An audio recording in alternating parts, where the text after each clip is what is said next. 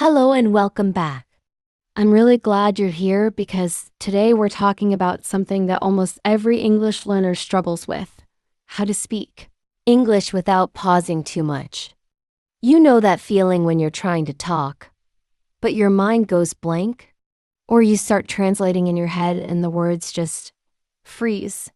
Yeah, we've all been there. But the good news is, you can fix it. And in this video, I'm going to show you exactly how to reduce those awkward pauses and speak more smoothly and confidently. Let's begin by understanding why this happens in the first place. One of the biggest reasons people pause when speaking English is a lack of confidence. You might feel nervous about making mistakes or afraid that others won't understand you. And that fear slows you down. Instead of just speaking, your brain keeps asking, is this the right word? Or am I saying this correctly? By the time you've decided what to say, the conversation has already moved on. Another common cause is not knowing the right words. When you don't have enough vocabulary, your brain has to work harder to find the word you need. That creates long pauses and can make your speech sound broken or unnatural. And if you're constantly translating from your native language, things get even slower. English doesn't always match word for word with other languages, so translating in your head takes extra time, and it shows. You stop, you hesitate, and sometimes the sentence doesn't even make sense. And let's not forget about pressure and nerves. When you're in a real conversation, especially with native speakers, you might feel anxious, which can make even simple words disappear from your mind. This is totally normal, but it's also something you can train yourself to overcome. So now that we know the main reasons, lack of confidence, missing vocabulary, overthinking, and nervousness, let's talk about what we can do to fix them. The first technique that really works is thinking in English. If you always try to translate from your first language, your brain is doing double the work. Instead, start training your mind to form thoughts directly in English. One easy way to do this is by describing what you see around you. For example, if you're sitting at your desk, you can think, I'm sitting on a chair. My laptop is open. I'm drinking coffee. These are simple sentences, but they help your brain get used to processing English in real time. Another useful strategy is using filler words. You might think they're bad, but native speakers use them all the time to keep the flow of conversation. Words like well, you know, actually, or I mean can give your brain a short pause without making the conversation stop. Instead of silence, you fill that gap with a natural expression that helps you keep talking. For example, instead of just freezing, you might say, well, I think it's a good idea, or I really enjoyed that movie. Here's another powerful tip. Try shadowing. This means you listen to a native speaker, maybe in a podcast, YouTube video, or movie, and repeat exactly what they say, almost like an echo. Don't stop to understand every word. Just copy the sound, rhythm, and pace.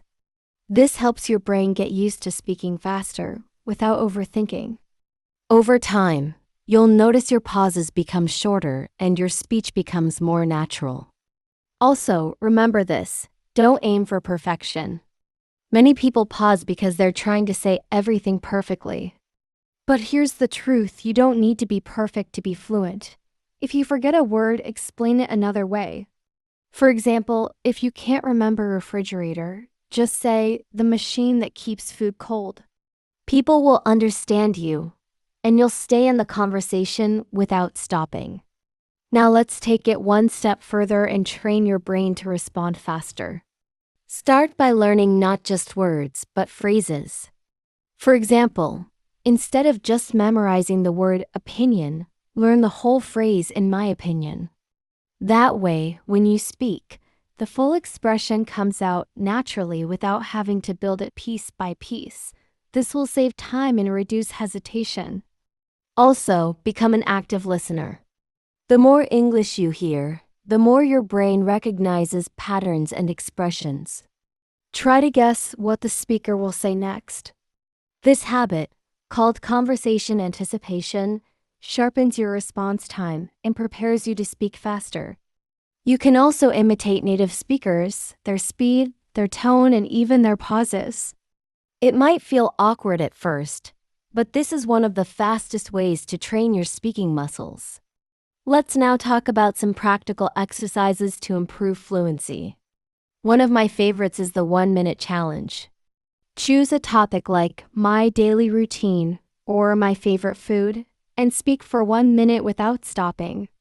Even if you make mistakes, just keep going.